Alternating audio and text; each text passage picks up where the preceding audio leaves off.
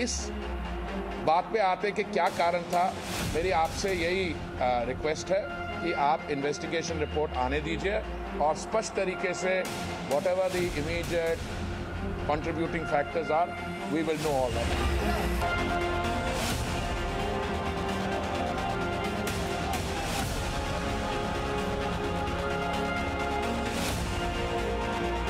हमारे दोनों बच्चे देश के लिए कुर्बान हो गए।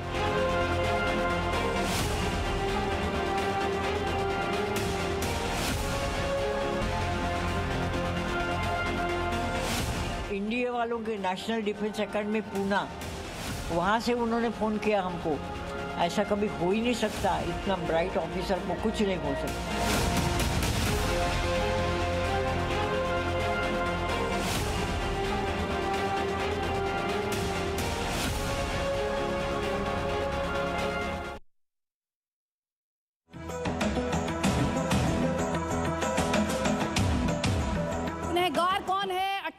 की मौत के लिए जिम्मेदार कौन है, इसी पर करेंगे बात आपके साथ। नमस्कार, मैं अदिति त्यागी और कोझिकोड विमान हादसे पर इस वक्त की सबसे बड़ी खबर इस वक्त मैं आप तक पहुंचा रही हूं। आपको बता दें, 1 साल पहले यानी जुलाई 2019 में डीजीसीए ने कोझिकोड एयरपोर्ट को नोटिस दिया था।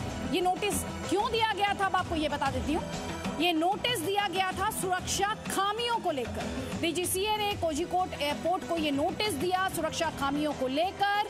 हादसे की जांच शुरू हो चुकी है और एएआईबी भी इस हादसे की जांच करने वाला है। अब आपको एएआईबी का मतलब बता देती हूं। तो एएआईबी मतलब एयरक्राफ्ट एक्सीडेंट इन्वेस्टिगेशन ब्यूरो। इस वक्त की बड़ी खबर, इसीलिए हमने सवाल उठाया कि 18 लोगों की मौत का जिम्मेदार कौन है। अकाउंटेबिलिटी फिक्स होनी चाहिए, जवाबदेही फिक्स होनी चाहिए, क्योंकि जुलाई 2019 में डीजीसीए द्वारा इस एयरपोर्ट को नोटिस दिया गया था और नोटिस भी दिया गया था सुरक्षा खामियों को लेकर। तो लोगों की जान के साथ खिलवाड़ की परमिशन, इस बड़ी खबर के आने के बाद यही बड़ा सवाल उठता है कि लोगों की जान के साथ खिलवाड़ की परमिशन कैसे दी जा सकती है, ये जानते बूझते हुए भी कि एयरपोर्ट जो था, इसका जो स्ट्रक्चर था, जो आकार था, वो टेबल टॉप वाला आकार था। आपको बता देती हूँ इस वक्त की 10 बड़ी खबरें क्या है, 10 बड़े अपडेट सिलसिलेवार तरीके से। तो एयर इंडिया विमान हादसे में आपको बार बार हम बता रहे हैं जी न्यूज़ पर 18 लोगों की मौत, 127 लोग इसमें जख्मी हुए हैं। कोझिकोड में हादसे के शिकार विमान का ब्लैक बॉक्स मिल चुका है। बहुत अहम ये होता है कम्युनिकेशन के लिहाज से, और इससे ऐसा माना जा रहा है ब्लैक बॉक्स से कि हादसे की असली वजह क्या है, उसे लेकर स्थिति साफ हो पाएगी। डीजीसीए ने कोझिकोड में के हादसे की जो जांच है उसकी जांच शुरू कर दी है और साथ ही एएआईबी, जैसे कि हमने आपको बताया था, एएआईबी इस विमान हादसे की जांच करने वाली है। और कल रात लैंडिंग के वक्त रनवे से ये विमान फिसल गया था, मौसम खराब था, बारिश हो रही थी। इस विमान की बात अगर की जाए, इस बोइंग की बात की जाए, तो दुबई से कोझिकोड ये आ रहा था। एयर इंडिया एक्सप्रेस का ये विमान खाई में गिरा, इसके बाद ये विमान टूट गया। राहत की बात ये रही, आप ये कह लीजिए कि इसमें आग नहीं लगी। डीजीसीए ने कोझिकोड एयरपोर्ट को जुलाई 2019 में नोटिस दिया था। ये बड़ी खबर जी न्यूज़ आप तक लगातार पहुंचा रहा है और ये नोटिस जो था वो दिया गया था सुरक्षा खामियों को लेकर। और उसी के बाद सवाल ये उठता है कि कैसे लोगों की जान के साथ खिलवाड़ किया जा सकता है। हमारे साथ 2 खास मेहमान हैं, आपको बता देती हूँ। हमारे साथ पायलट जेपी सिंह हैं, इनके पास 50 फ्लाइट्स लैंडिंग कराने का एक्सपीरियंस है। कहाँ पर? कालीकट एयरपोर्ट पर। और साथ ही अंकुर भाटिया हैं, सिविल एविएशन एक्सपर्ट हैं। लेकिन सबसे पहले मैं आपको लेकर चलूंगी मेरे सहयोगी जितेंद्र शर्मा के पास। जितेंद्र शर्मा, जुलाई 2019 नोटिस दिया जाता है डीजीसीए द्वारा, लेकिन बावजूद इसके एक्शन क्या लिया गया? क्या लोगों की जान के साथ खिलवाड़ की परमिशन दे दी जाएगी? देखिए अदिति, यही सबसे बड़ा सवाल है और यही इसमें निकल करके सामने आ रहा है कि किस तरह से इस पूरे एयरपोर्ट की जो मेंटेनेंस है उसको लेकर के लापरवाही बरती गई है। इसको लेकर के हालांकि कहा जाए कि जो डीजीसीए ने जो अपनी रिपोर्ट्स दी है उसमें कहा गया है कि 15 दिन के अंदर एक्शन रिपोर्ट वो सबमिट करे, जिसमें जिस तरह से एयरपोर्ट अथॉरिटीज़ ने वहाँ पर एयरपोर्ट को मेनटेन नहीं किया, यानी कि जगह जगह पर उस पर गड्ढे थे, पानी वहाँ पर जमा हो रहा था, जो रबड़ जो एयरक्राफ्ट जब लैंड करता है उसको लेकर के रबड़ के जो निशान वहाँ पर हो जाते हैं उसकी वजह से दिक्कतें होती हैं। रेनी सीजन के अंदर खासकर सबसे ज़्यादा दिक्कतें हो जाती हैं। तो ये तमाम तरह की दिक्कतें थी। लेकिन अगर इससे पहले भी अगर हम बात करें तो 2011 में भी, क्योंकि 2010 में जिस तरह से मैंगलोर में प्लेन क्रैश हुआ था वो भी टेबल टॉप रनवे था जहाँ पर वो प्लेन क्रैश हुआ था, जिसको लेकर के देश भर के जितने भी एयरपोर्ट्स हैं उनको लेकर के जाँच की गई थी। 2011 में इसी एयरपोर्ट को लेकर के रिपोर्ट सबमिट की गई थी कि जो रनवे नंबर 10 है जिस पे ये एक्सीडेंट हुआ है, एयरक्राफ्ट जो कि स्किड करके नीचे टॉप तक चले गया है, नीचे जाकर के गिर गया है, तो उस एयरपोर्ट को लेकर के बताया गया था कि रेनी वेदर के अंदर इस एयरपोर्ट पर इस रनवे के ऊपर लैंड करना खतरनाक है और अगर करना भी है बेहद जरूरी भी है तो इस रनवे की जो लंबाई है वो कम से कम 250 मीटर तक तो जरूर बढ़ाई जानी चाहिए। तो तमाम तरह की खामियां थी जिनको लेकर के कहीं ना कहीं नजरअंदाज किया गया और यही सवाल जो है डीजीसीए पे और जो बाकी जो अथॉरिटीज हैं उन पर उठ रहे हैं। अदिति, और एक बात एक समझना होगा कि तकनीकी कारण एक अलग होता है और उसके अलावा जो पूरी जो इन्वेस्टिगेशन की जाए जिसमें पायलट के लेकर के पूरे ओवरऑल सिचुएशन को देखा जाए तो तमाम तरह की चीज़ों को एनालाइज करने के बाद इस नतीजे पर निकलना होता है कि आखिर एक्सीडेंट की वजह क्या रही है, क्योंकि तमाम तरह की बातें अगर आप इससे पीछे करें मानसिक हालत से लेकर के जो तमाम तरह की बातें आती हैं जो पायलट है उसको लेकर के तमाम तरह की बातें निकल करके आती हैं। जो इसमें बातें निकल जी मैं आऊंगी आपके पास जितेंद्र। मैं अंकुर भाटिया जी का यहाँ पर रुख करना चाहती हूँ, सिविल एविएशन एक्सपर्ट है। अंकुर भाटिया जी, अभी तक जो इन्फॉर्मेशन अवेलेबल है, जो जानकारी अवेलेबल है, उस लिहाज से मैं आपसे समझना चाहती हूँ कि डीजीसीए द्वारा नोटिस दिया जाता है, खामियों को लेकर, सुरक्षा खामियों को लेकर नोटिस दिया जाता है, लेकिन बावजूद इसके हम इस हादसे को होते हुए देख रहे हैं। सर, मैं आपसे ये समझना चाह रही हूँ, जो 18 लोगों की जान गई है,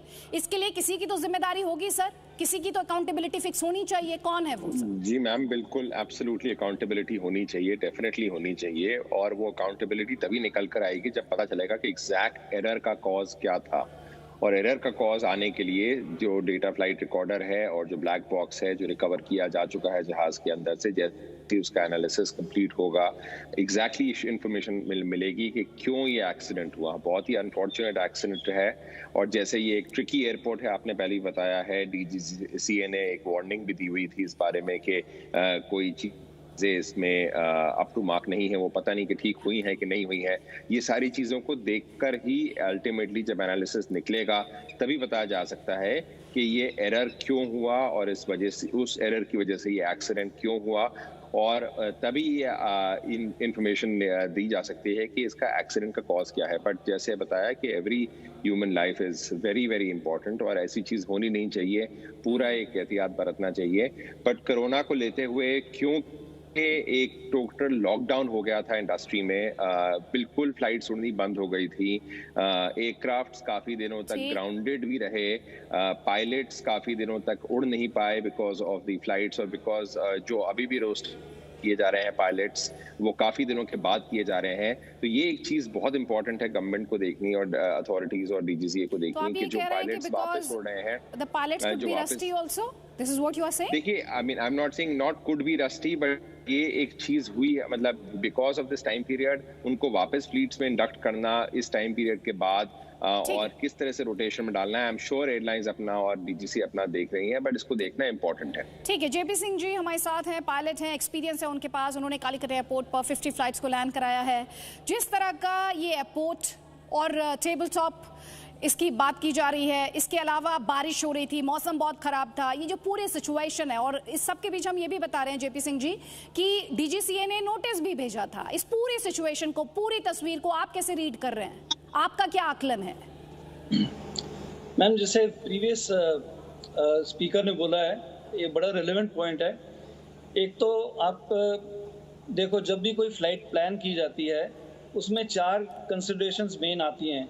एक तो सूटेबिलिटी ऑफ द एयरपोर्ट, दूसरा होता है सूटेबिलिटी ऑफ द एयरक्राफ्ट, तीसरा है suitability of the air crew in terms of qualification, in terms of recency, उनके लाइसेंस वैलिड हैं, मेडिकली फिट हैं, फटीग लेवल में तो नहीं आ रहे, फ्लाइट ड्यूटी टाइम में नहीं आ रहे। ये सारी considerations come before even the airport. Since this flight went from India और ये टेक ऑफ की है, दुबई गई है, पहली चीज़ तो I would like to know कि इसमें एक सेट क्रू का था या 2 थे, क्योंकि flying time from Dubai to Calicut is scheduled as 4 hours. 4 घंटे की फ्लाइट बाहर से गई है, बॉम्बे से गई है, कैलिकट से गई है, कोचिन से गई है, कहाँ से गई है फ्लाइट। तो जो क्रू का सेट रहा होगा, जो कैप्टन साठे थे और उनके को pilot, were they the only 2 people who were programmed for this flight? अगर वो केस है तो 1 घंटा रिपोर्टिंग टाइम पहले, 4 घंटे की फ्लाइट दुबई में ग्राउंड टाइम ऑफ 1 hour, और जितना भी ये ठहरे हैं वहाँ पे, which is called the turnaround time, and they've flown back 4 hours. That means this itself adds up to something like 10 hours. Then they've done 2 missed approaches on the airport because they could not effect the landing. और जो runway 28 है वो Dubai से आते हुए, जब since you are coming on an easterly heading, you go over the runway, then you go right round and come back again. That approach, the full method procedure itself takes about 10 to 12 minutes. And in Calicut, I think it takes close to 50. बेहतर होगा अगर आप हिंदी में बोलेंगे तो ज्यादा से ज्यादा दर्शक आपकी बात को समझ पाएंगे। और civil aviation minister Hardeep Puri ने क्या कहा है आपके लिए यहाँ पर सुनना बहुत ज्यादा जरूरी है, सुनिए। टेबल टॉप एयरपोर्ट्स विश्व भर में कई स्थानों पे हैं। देखिए, हिंदुस्तान में भी है, हमारे जो आसपास देश हैं वहाँ पे भी हैं, और table top runways do pose a challenge, but that challenge is factored in when you give clearance for people and people with commanders with certain experience for them to say. तो क्या कारण है, नहीं है, आपके सारे प्रश्न जो हैं, जो इस बात पे आते कि क्या कारण था, मेरी आपसे यही रिक्वेस्ट है कि आप इन्वेस्टिगेशन रिपोर्ट आने दीजिए और स्पष्ट तरीके से whatever the immediate contributing factors are, we will know all that. तो आप सुन रहे हैं कि सिविल एविएशन मिनिस्टर क्या कह रहे हैं। वो भी कह रहे हैं कि ये पहला मौका नहीं है जब इस तरह से टेबल टॉप एयरपोर्ट पर लैंडिंग कराई हो, ये कोई पहला एक्सपीरियंस नहीं है। अंकुर भाटिया जी, यहाँ पर मैं आपसे समझना चाहती हूँ, एक तरफ ये टेबल टॉप एयरपोर्ट, दूसरी तरफ खराब मौसम, तीसरी तरफ हम एक नोटिस की बात यहाँ पर कर रहे हैं। जब कोई भी एयरपोर्ट ऑपरेट करता है और ख़ासतौर पर जब इस तरह के हालात होते हैं, कुछ सर्टेन रूल्स होते होंगे, कुछ SOP होता होगा सर? जी डेफिनेटली, एक ऑथराइजेशन और मतलब standard first of all airport को क्लियर करती है DGC है। उसके बाद फ्लाइट की जित मिनिमम विजिबिलिटी अगर होती है हाइपोथेटिकली, तो मिनिमम विजिबिलिटी की कैटेगराइजेशन भी उसमें होती है। अब ये मुझे पता नहीं है कि ये एयरपोर्ट पे ILS था कि नहीं, बट जैसे सुनने में आ रहा है कि 2000 मीटर की विजिबिलिटी थी और अप्रोच पायलट ने प्लान की, तो वो आई थिंक SOP के अंदर ही हुआ होगा, बिकॉज विदाउट उसके वो अप्रोच प्लान नहीं करेगा। अब वो कहाँ पे एरर हुआ, क्यों हुआ एरर, और लैंडिंग के किस दौरान मतलब फेज पे हुआ, क्योंकि टच डाउन मेरे ख्याल आगे हुआ, और एक बार मेरे ख्याल से अगर मैं फ्लाइट रडार का इंफॉर्मेशन देखूं तो फ्लाइट ऊपर से होकर गई थी या मिस्ड अप्रोच थी। ये सारी चीजें मैम एज आई मेंशन कि जब तक आप ब्लैक बॉक्स का पूरा डेटा नहीं निकलता तो ये कहना बहुत मुश्किल है कि ये एरर की पूरी रिस्पॉन्सिबिलिटी और जिम्मेवारी किसके पास है। हाँ, मगर एरर हुआ है, डेफिनेटली हुआ है, और उसके लिए पहले भी हो चुके हैं एरर। आपने देखा मैंगलोर को इस वक्त हम बता रहे हैं अंकुर जी, टेबल टॉप रनवे की जब बात की जाती है तो वो क्यों खतरनाक होते हैं, क्योंकि पठार या पहाड़ के टॉप पर होते हैं, अक्सर खाई हो सकती है साइड में ही, और मैंगलुरु, कोझिकोड और मिजोरम में इस तरह के रनवेज हैं और इन पर चैलेंज होता है, और ऐसे में पायलट का प्रशिक्षण, उसका एक अनुभव बहुत मायने रखता है। और कल आपने देखा जो हादसा हुआ है, एयरक्राफ्ट में आग नहीं लगने पाई है, कहीं ना कहीं जो एक्सपर्ट्स हैं उसका क्रेडिट पायलट और को पायलट की सूझबूझ को दे रहे हैं। लेकिन जब ये क्रेडिट पायलट और को पायलट की सूझबूझ को दिया जा रहा है कि एयरक्राफ्ट में कम से कम आग नहीं लगने देगी, सवाल ये उठता है कि जो 18 जिंदगी बचाई जा सकती थी क्यों नहीं बचाई गई। AAI के चेयरमैन अरविंद सिंह ने माना है कि कोझिकोड एयरपोर्ट पर साल 2015 में, माफ कीजिएगा, कुछ समस्याएं थी लेकिन फिर उन्हें दूर कर लिया गया। लेकिन जब ये रिएक्शन मैं आप तक पहुंचा रही हूं तब एक बार फिर से आपको याद दिला दूं, 2019 में DGCA ने एयरपोर्ट अथॉरिटीज को नोटिस भेजा था, तो फिर वो नोटिस क्यों था, सुनिए जरा। DGCA ने 2015 में भी और पहले भी सवाल उठाए थे, लेकिन 2019 में जो उनकी शंकाएं थी उन सब का निस्सरण कर दिया गया था, सारी शंकाएं दूर कर दी गई थी, जैसे कि सारे कंप्लायंस, उनकी जो ऑब्जेक्शंस थे कि रबर रिमूवल नहीं हो रहा था, और DGCA ने उसके बाद कोड E मतलब वाइट बॉडीड एयरक्राफ्ट की परमिशन दे दी थी, और उसके बाद जंबो जेट्स भी एयर इंडिया के और अन्य एयरलाइंस के वहां लैंड कर रहे थे। सो पहले थी उसमें कुछ कमियां थी जिनका जुलाई 2019 में DGCA ने क्लियरेंस दे दिया था। तो अरविंद सिंह जी की बात आपने सुन ली, वो कह रहे हैं कि कोझिकोड एयरपोर्ट को 2019 में क्लियरेंस दे दिया गया था। तो फिर मेरा सवाल वापस वही जो मैंने आपको ये रिएक्शन सुनवाने से पहले उठाया, फिर जुलाई 2019 में डीजीसीए ने कोझिकोड एयरपोर्ट को सुरक्षा खामियों को लेकर नोटिस क्यों दिया था, ये सवाल बरकरार है। और मेरे सहयोगी जितेंद्र शर्मा भी लगातार हमारे साथ बने हुए हैं। जितेंद्र, आज जब ये खबर अपने दर्शकों तक पहुंचा रही हूँ और इस पर हम विश्लेषण कर रहे हैं, वंदे भारत मिशन के तहत, क्योंकि इंटरनेशनल फ्लाइट्स इस वक्त काम नहीं कर रही हैं, वंदे भारत मिशन के तहत इन 195 लोगों की घर वापसी कराई जा रही थी। तो जो लोग कोरोना को वहां पर मात देकर हिंदुस्तान तक आ गए, वो कहीं ना कहीं अपने सिस्टम से ही हार गए। देखिए दीदी, इस पूरे सिस्टम की अगर हम बात करें तो आपको ओवरऑल समझने की ज़रूरत है कि आखिर लैप्सेस क्या क्या और कहाँ कहाँ कैसे कैसे रहे। क्योंकि अगर आप बात करें, जिस तरह से हमारे एक्सपर्ट बता रहे थे कि जो पायलट होता है वो एक फटीक इस बात का ध्यान रखना बेहद ज़रूरी होता है। अब जो डीवी साथे थे, उनका जो बेस था, जो एयर बेस था, वो उनका मुंबई था।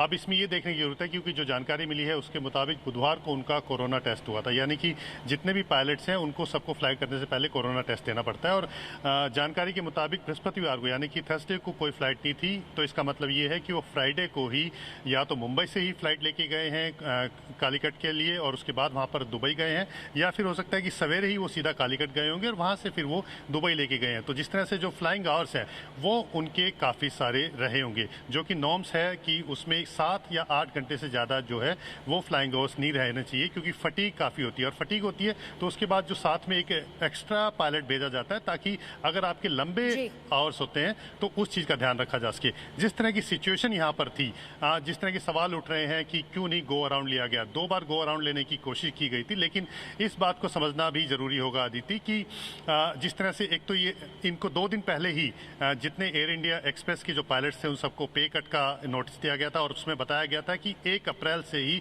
उन सबकी सैलरी कट मानी जाएगी। उसके साथ ही जब गो अराउंड लेता है पायलट तो उसके साथ बहुत सारे कॉम्प्लिकेशंस जुड़े होते हैं। यानी कि डीजीसीए और जो फ्लाइंग जो कंपनी है वो डीजीसीए को इस बात की जानकारी देती है कि गो अराउंड लिया, यानी कि एक्स्ट्रा फ्यूल खर्च किया गया। अगर किसी दूसरे एयरपोर्ट पर जाकर के अगर खुद से डिसीजन लेकर के पायलट जाता है तो उसके जो बोर्डिंग और लॉजिंग है वो सब भी उसके ऊपर पायलट के ऊपर जिम्मेवारी आ जाती है कि कहीं ना कहीं उसने कंपनी का नुकसान किया। क्लोजिंग कमेंट आपका सर। नहीं, देखिए, जब इन्वेस्टिगेशन हो जाएगी उससे वील ऑल बी वाइजर, हमें सबको ज़्यादा पता चलेगा ब्लैक बॉक्स मिलने पे और सीवीआर मिलने पे। पर मेरा ये पॉइंट है कि इन्होंने जो पहले 2 अप्रोचेस किए हैं रनवे 28 के लिए, जिनसे इन्होंने मिस्ड अप्रोच किया है, उस टाइम जो विंड स्पीड बताई गई है ये 15 नॉट की विंड स्पीड है। तो अगर दोबारा इन्होंने आके 10 पे अप्रोच किया जो ऑपोजिट रनवे है, उसके लिए वही 15 नॉट की जो इनको हेडविंड मिल रही थी दूसरी तरफ से, वो टेलविंड बन जाती है। और ऐसी कंडीशंस में जहाँ बारिश हो रही है, रनवे सरफेस वेट है, और ये एक चीज़ मैं आपको बता दूं, शायद ये पहले नहीं आया है आपकी डिस्कशन में, रनवे 10 डाउन स्लोप है।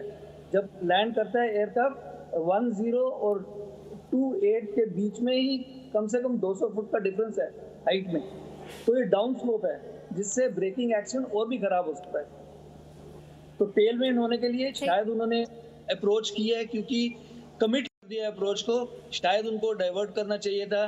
सर्कमस्टांसेस क्या थे, उन्होंने कौन सी एयरफील्ड फाइल की थी, कितना फ्यूल कैरी कर रहे थे, क्योंकि 2 मिस्ड अप्रोच करना, पूरी अप्रोच करके करना, उनसे उनकी फ्यूल स्थिति शायद थोड़ी हो सकती थी कि रिस्क में होता। ठीक, तो इस करके पे कमिट किया है, इसमें Tailwind is a very important factor. और इसकी 15 नॉट्स वैसे टेलविंड की प्रॉब्लम नहीं है इस एयरक्राफ्ट में, बट ऑन वेट रनवे और ज्यादा aircraft landing weight, after all इस एयरक्राफ्ट का वेट लैंड को 70 टन के आसपास होता है। ठीक सर, मेरे पास समय की कमी है। जेपी सिंह जी, अंकुर भाटिया जी, जितेंद्र, आप सभी का फिलहाल बहुत बहुत शुक्रिया। लेकिन कुल मिलाकर सवाल यही, 2019 में डीजीसीए का नोटिस, तो उसके बाद क्या कदम उठाया गया, और डीजीसीए अगर 2015 में एयरपोर्ट अथॉरिटी ऑफ इंडिया 2015 में क्लियरेंस की बात करिए, तो फिर ये 2019 वाला नोटिस क्यों? सवाल बहुत सारे हैं। इन सभी सवालों को आगे भी हम उठाते रहेंगे। एक छोटे से ब्रेक के लिए यहाँ पर रुक रहे हैं। Presenting B News app, available on Google Play and App Store. Download it now.